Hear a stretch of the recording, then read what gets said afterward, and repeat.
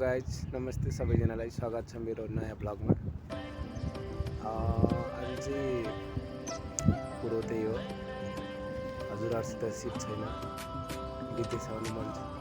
आउनुहोस्, बिन्दासले आउनुहोस्, त्यसैले केही नगरिकन आउनुहोस्, कमाउनु। किनकि चाहिँ अब सोचेर नआउनुहोस्, 1000 1200 1500 यस्तो सोचेर चाहिँ नआउनुहोस्। आउँदाखेरि थोरै कमाउने धेरै रमाउने हिसाबले आउनुहुन्छ भने चाहिँ आउनुहोस्। किनभने हाम्रो सिट नभएको मान्छे, सिट नभएको साथीभाइको यहाँ ठाउँमा काम छैन।